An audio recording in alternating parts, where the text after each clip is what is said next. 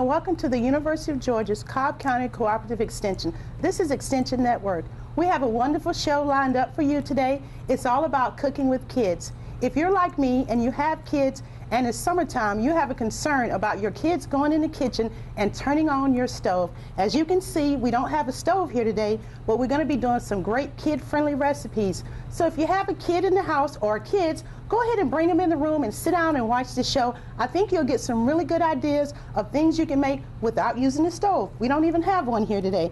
But what we do have are quite a few kitchen gadgets, keeping with the theme of the 3 R's of recycling, reusing, and reducing. We have things here that I picked up from the local thrift stores, all for under $10. I'm going to show you what we have. We have this handy dandy healthy grilling machine. We have your panini maker, and then we have the sandwich maker. We also have a personal blender. So we'll be using 4 of these to make 5 recipes. I'll be going through these recipes kind of fast, so sit back, take your time. These recipes will be available to you if you want to email us. They'll also be flashed up on the screen, and you can call us. So if you need these, let us know and we'll get them to you, okay? So let's get started with our first recipe. The first thing we'll be making will be the frozen yogurt bites. This is a very simple recipe. We're going to be using 2 ingredients to make this. Strawberries, we'll use 1 cup of strawberries and 1 cup of yogurt. You can pretty much use any fruit that you want in this recipe.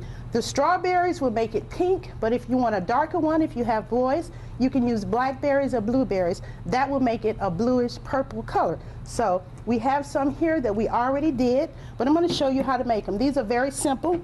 We put these into a heart-shaped mold, and we froze them overnight. This is a silicone mold. I like the silicone because it's easy to pop out, but if you don't have the silicone mold, you can use your old-fashioned ice tray and it'll still pop out because it'll twist. And I use heart shapes because I thought the heart shapes would be very pretty with this color, but you don't have to use the heart shape. You can use any shape you like. So let's go ahead and get started with this. We're going to take our strawberries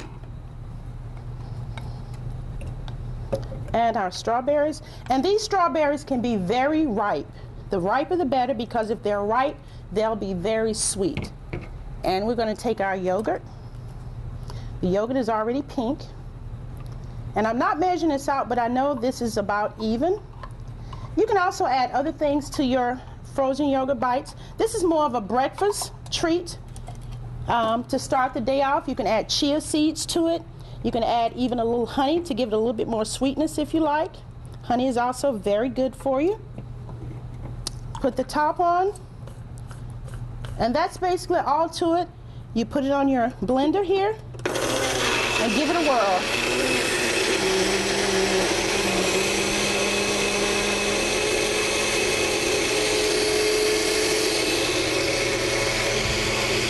I think that's about it. Stop. You have it. And it was that quick. Take your top off. And you just want to go ahead and pour these into your mold. I'm going to go ahead and use this mold.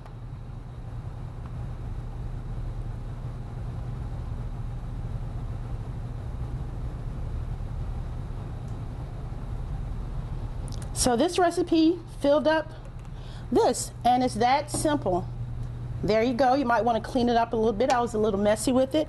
Just pop these in the freezer. Some people like to add toothpicks in it so you can pick them up, but I like them just like this. I think it's easy, and I consider this more of a breakfast treat. In the morning when kids don't want to eat, at least eat some of these and you have some nutrition of fruit and yogurt. All right, so moving on to our next recipe. The next thing we'll be making will be corn and black bean quesadillas. This is a very simple recipe as well. The recipe calls for shredded Monterey Jack cheese, whole kernel corn, black beans, red bell pepper, optional, as well as 1 green onion, optional. If you want to add those, you can, but if not, you don't have to. I took the liberty, instead of using the canned corn, the canned beans, and red diced pimentos, I found something that was really interesting, and I think you'll like this as well. This is a seasoned pack of corn, bell pepper, and the black beans already done. Very easy to do, so the kids don't even have to open up the cans. But if you have kids, this is just as well take the cans and season it with a little taco seasoning, which I have already taken some out. Very simple to do. And you want to season it. This is already seasoned, but if you're using the can, go ahead and add a little taco seasoning to your recipe. So we're going to go ahead and get this assembled. We're going to be using this healthy grilling machine first today. It's pretty hot, so be careful. Be careful with that. Even though kids are cooking, you still have to be careful. It's very hot. And also, kids, before you start to cook, make sure you wash your hands. We want to be clean and sanitary when we're cooking, especially if we're cooking for the rest of our family members. Make sure you wash your hands very thoroughly before you start cooking. That's very important. All right, so let's get started on the first one. And we're going to be using whole wheat soft tacos, as well as some smaller ones. We have two different sizes. This one is whole wheat. This, of course, is much better for you, but if you don't have whole wheat, you can use the flour ones or you can use corn. So let's go ahead and get started with our first recipe. We're going to take 2 of the whole wheat flour tortillas, and we'll go ahead and get this assembled. I'm going to go ahead and put it here. You also want to spray your griddle a little bit to keep it from sticking, and to add just a little bit of crunchiness to it. This is much easier to use than trying to brush it on using oil. So we're going to go ahead and add our Monterey Jack cheese. I'm going to go ahead and add that on the bottom here. You don't want to go too far out to the edges, because if so, it's going to run out and you're going to have a little mess. So we add our cheese, and since we have everything already assembled here, we'll go ahead and add all of this.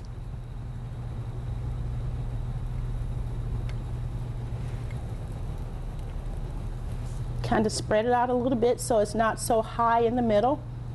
Kind of getting close to the edges, but not too close so that it runs out. And I don't think we need any seasoning, since we already know that that has seasoning in it. And next we want to take our top one. I think I'll add just a little bit more cheese on top, because the cheese is your binder. It'll help to hold it together. And we put this top one on and close it down. And it's just about that simple. We'll let that go ahead and cook for a while, and we'll move on to our second recipe. Our second recipe, that's our vegan recipe. Our second recipe is a chicken and spinach quesadilla. We're going to use the whole wheat tortillas, chicken breast, cooked and sliced, spinach, and pasta, as well as our cheese again. So we're changing up a few of the ingredients, but still using some of the same ones. So let's go ahead and get this one started. Once again, we're going to use, I think I'm going to go with the smaller one this time, because the panini maker has a smaller surface. That's very hot.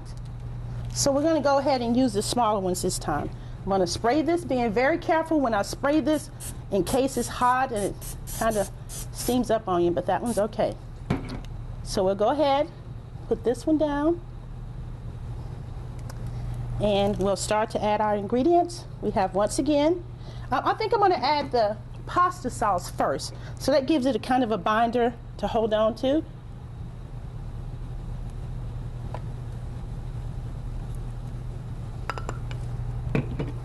Pull this out just a little bit. So we've added our pasta sauce. Next we want to add our chicken, and this is just some rotisserie chicken that I had left over. You can also use deli sliced chicken that you purchase, because most of us will have sandwich meat at home already. So if you don't have this diced rotisserie chicken, go ahead and use your deli sliced chicken, or if you don't want to use chicken, you can use turkey, you can use ham, whatever you like. And next we're going to add some more cheese. Once again, the cheese is our binder. Going kind of close to the edge, but not quite all the way out to the edge again. And last but not least, we'll add some healthy green spinach. Not a lot of spinach you need on this, just a little bit. But we want to get the healthy greens in there. Kids won't even really know that it's in there. They're like, I'm going to add just a little bit more cheese on top as a binder. That one got away. And put our second one here. Okay? And close that one down. Let's check on this one and see how it's doing. Looking pretty good, but not quite ready. We're going to close that back and let it cook some more. All right, now that we have that going, let's go on to our third recipe. The third recipe probably will be one that the kids really enjoy the most. This is a pizza pocket, and we're going to use our sandwich maker to make our pizza pocket. The sandwich maker was probably the least expensive of all the gadgets I got at the thrift store. There were so many of these, and they were all under $5. So this is very inexpensive to make, and you can make a lot of different things with this, including a grilled cheese sandwich. But we're going to go ahead and make our pizza pocket. I think I'll use the smaller one with this one as well. And I think I'm going to fold this one in half just to show you how you can do it in half. And I could do 2 of these, but I'm just going to do 1. I'm going to hold that one up. And so for our pizza pocket, we have, once again, going with our cheese, some pizza sauce,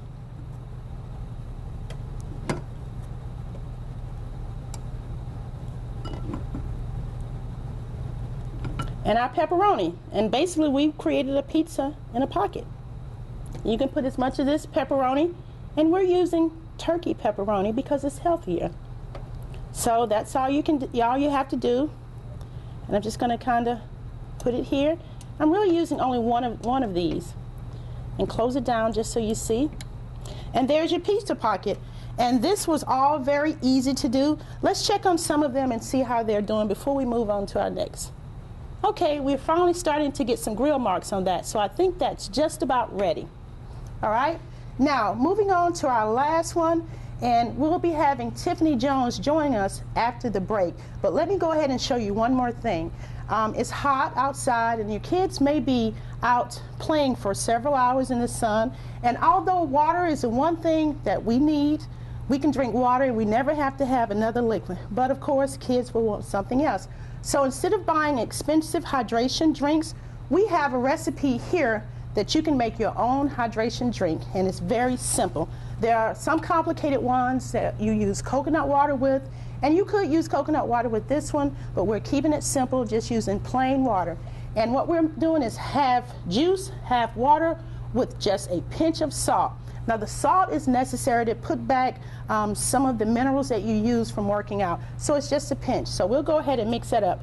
And we're using unsweetened grape juice, regular juice that everybody has. So I just had a juice box, and it happened to measure out to be 6 ounces. So I'm going to go ahead and put this in.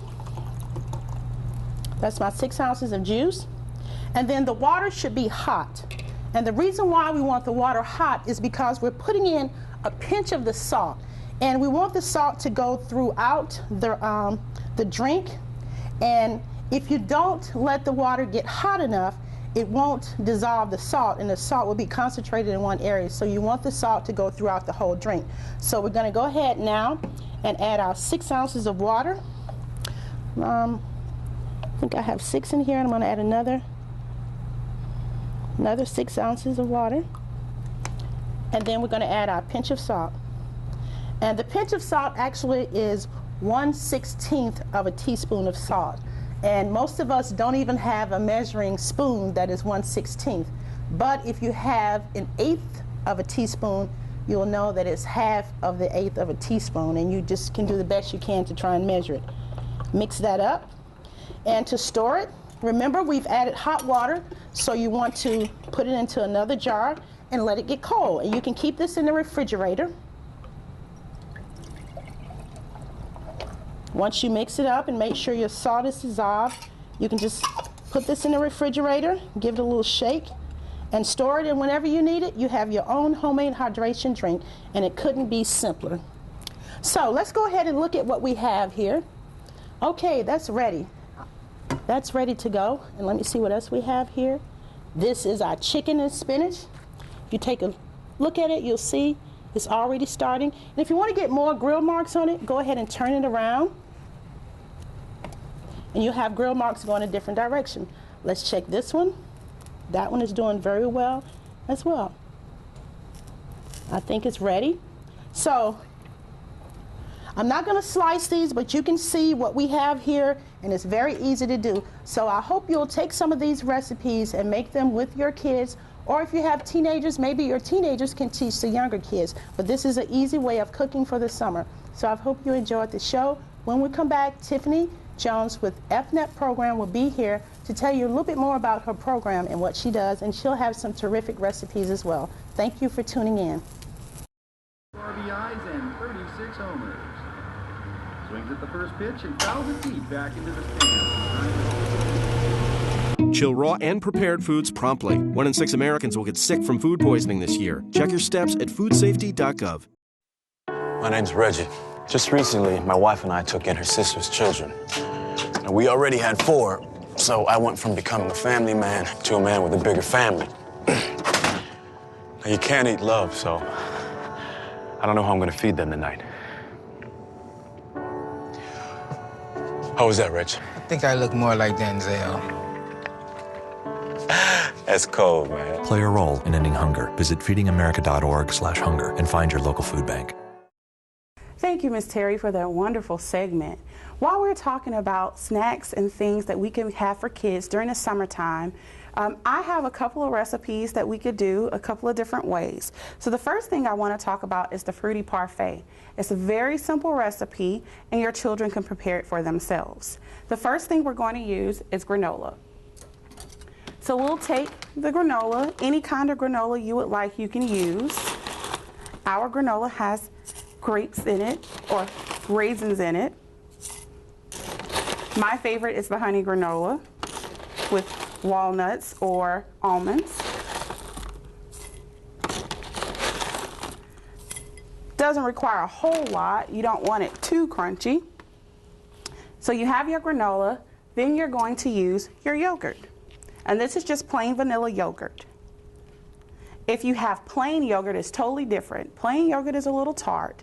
If you have that and you wanted to sweeten it, you could use brown sugar or you could use honey. The vanilla yogurt you don't have to sweeten at all. So we're going to add in our lovely vanilla yogurt. This is one of my favorite recipes. And when you're done adding the vanilla yogurt, you could choose your toppings. So you have an option. We have some blueberries, we have strawberries. If you wanted to do bananas, you could. And we're going to do the blueberries and strawberries first.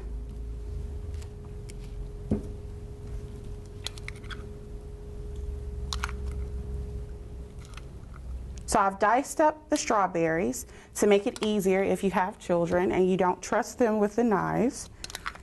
Also, if you're concerned about safety, they can cut up the strawberries with a plastic knife. And you're done with your parfait. It's very quick, very easy, just a couple of minutes, and it's a delicious summertime light snack. The second way we're going to do a parfait is with diced peaches in a bowl, in a cup. So you're going to open your diced peaches, make sure you drain the juice off, and that's to help cut the sugar in them. After you drain it off, you can use it for your parfait. The same thing with canned peaches as well. If you have canned peaches, you can drain the liquid off of them and use them. Any canned fruit would be good. So we're going to do our granola again.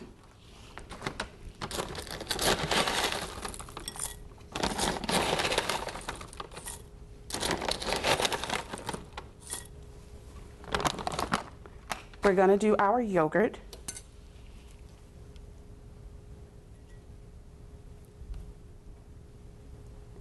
And then when you're done with the yogurt, you can add in the peaches or whatever fruit you have available. Today we'll do our peaches. Make sure you drain the juice really good. But we have our peaches, we have our strawberries and our blueberries for our parfait. It's very simple and easy for the summertime. The next recipe we're going to do is a cinnamon dip. The cinnamon dip only requires yogurt and cinnamon. So we're going to use vanilla yogurt again with a dash of cinnamon.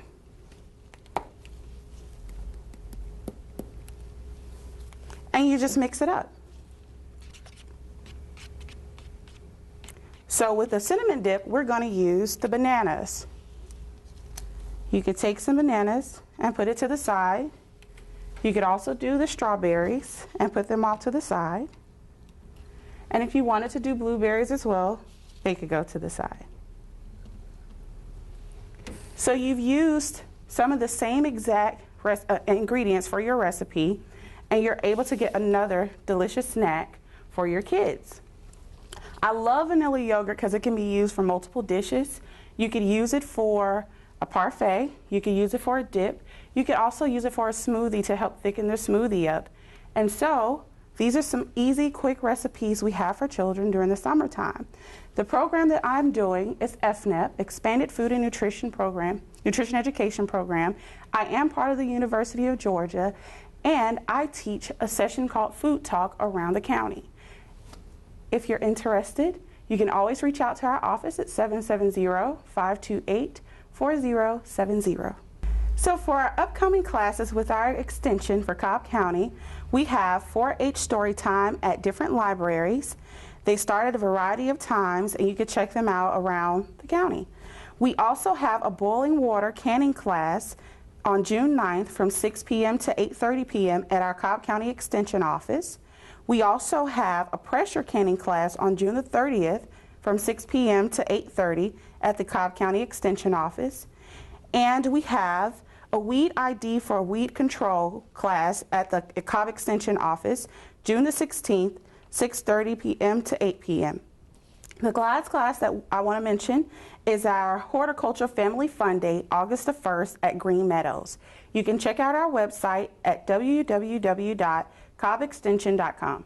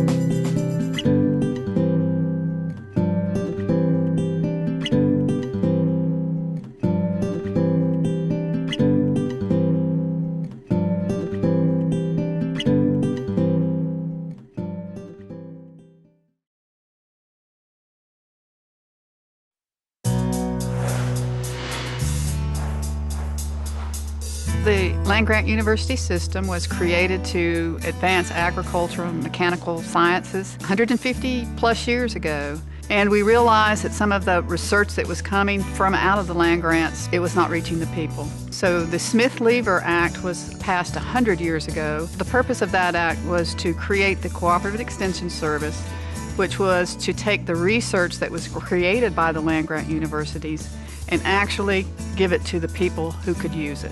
And so that was the genesis for the creation of the Extension Service, or the Cooperative Extension Service, as it was called at that time. It was to take the research-based information from the university, from that land-grant school, and get it to the people who need it so that they could use it to improve their lives, their economy, and to improve agriculture. Well, I lived on a farm until I went off to be in the Navy and to go to college. And my father was a very fine and aggressive farmer. And of course, the source of our advice when Daddy wanted to do something better or learn about a new species of peanut or cotton or corn was to go to the Extension Service. And they gave him whatever advice he needed. And it was just like a constant source of inspiration and advice and counsel, and sometimes correction when he was doing something wrong. And as I grew older and when I came back from the Navy and spent the next 17 years as a full-time farmer, I saw firsthand the great value of what the Extension Service offered to everyone in our county, not just farmers, but everybody in the merchants and others who did business with farmers and depended on agricultural income.